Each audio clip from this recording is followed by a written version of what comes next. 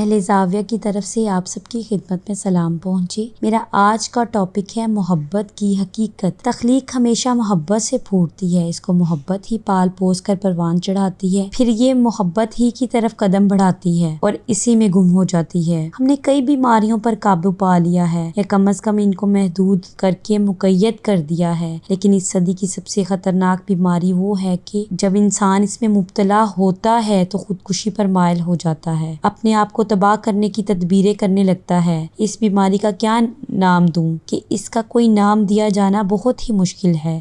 میں سمجھتا ہوں کہ جب انسان کے دل اور اندر اس کی محبت کی باولی سوکھنے لگتی ہے تو یہ بیماری پیدا ہوتی ہے۔ اس دنیا میں سب سے بڑا افلاس محبت کی کمی ہے۔ جو شخص جس میں محبت کرنے کی صلاحیت ہی پیدا نہیں ہوئی وہ اپنے پرائیویٹ دوزخ میں ہر وقت چلتا ہے۔ جو محبت کر سکتا ہے وہ جنت کے مزے لوٹتا ہے، لیکن محبت کا دروازہ ان لوگوں پر کھلتا ہے جو اپنی انا اور اپنے نفس سے منہ موڑ لیتے ہیں۔ اپنی انا کو کسی کے سامنے پامال کر دینا مجازی عشق ہے اور اپنی انا کو بہت سو کے آگے پامال کر دینا حقیقی عشق ہے۔ محبت کے بغیر انسان ایک فرد ہے، ایگو ہے، خالی انا ہے، اس کا کوئی گھر بار نہیں، کوئی فیملی نہیں، اس کا دوسروں کے ساتھ کوئی رشتہ نہیں، کوئی تعلق نہیں۔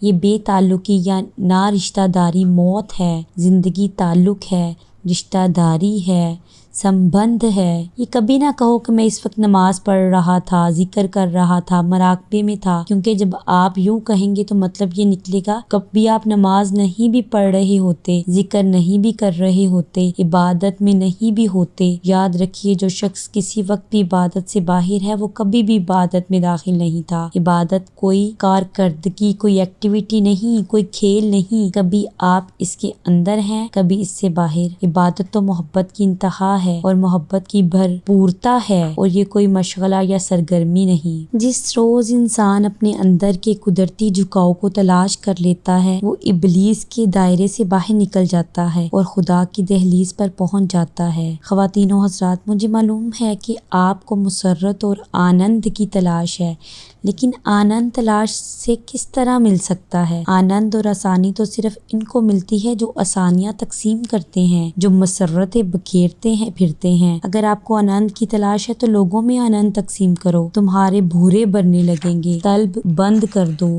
یہ دولت صرف دینے سے بڑھتی ہے، احمقوں کی طرح بکھیرتے پھرنے سے اس میں اضافہ ہوتا ہے۔ اللہ سائیں کے طریقے نرالے ہیں، آنند کے دروازے پر بھکاری کی طرح کبھی نہ جانا، بادشاہ کی طرح جانا، جھومتے جھامتے دیتے بکھیرتے۔ کیا تم کو معلوم نہیں کہ بھکاریوں پر ہر دروازہ بند ہو جاتا ہے؟ اور بھکاری کون ہوتا ہے؟ جو مانگے، جو صدا دے، کلیان کرے، تقاضا کرے۔ اور شہنشاہ کون ہوتا ہے؟ جو دے، عطا کرے، لٹاتا جائے۔ بس جس راہ سے بھی گزرو بادشاہوں کی طرح گزرو، شہنشاہوں کی طرح گزرو، دیتے جاؤ، غرض و غایت کے بغیر، شرط و شرائط کے بغیر۔ اشفاق احمد کہتے ہیں محبت ایک لفظ میں انسان کی خدا تک پہنچنے کا راز پوشیدہ ہے اور اس میں ایک لفظ کے اندر ہی ساری کائنات ہے۔ لیکن ایک بات یاد رکھنا کہ محبت تم اسی وقت کر سکو گے جب تم اندر سے خوش اور پرباش ہوگے۔ محبت جھنڈی نہیں ہے کہ گھر کے باہر لگا لی، یا تمغہ نہیں ہے کہ سینے پر سجا لیا، یا پگڑی نہیں ہے کہ خوب کلف لگا کر سر پر باندھ لی۔ یہ تو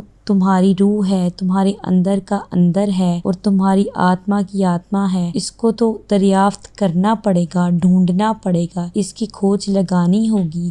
یہ عائد نہیں کی جاتی، اندر سے باہر لائی جاتی ہے۔ محبت آزادی ہے، مکمل آزادی۔ جبکہ انا دنیا پر قبضہ جمانے کا پروگرام بناتی ہے، یہ موت سے غائب درجہ خوف کھاتی ہے، اس لیے زندگی پر پورا قبضہ حاصل کرنے کے لیے پلان وضع کرتی ہے۔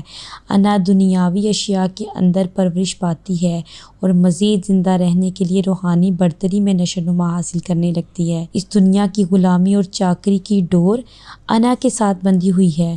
انا خود غلامی ہے، خود محکومی ہے۔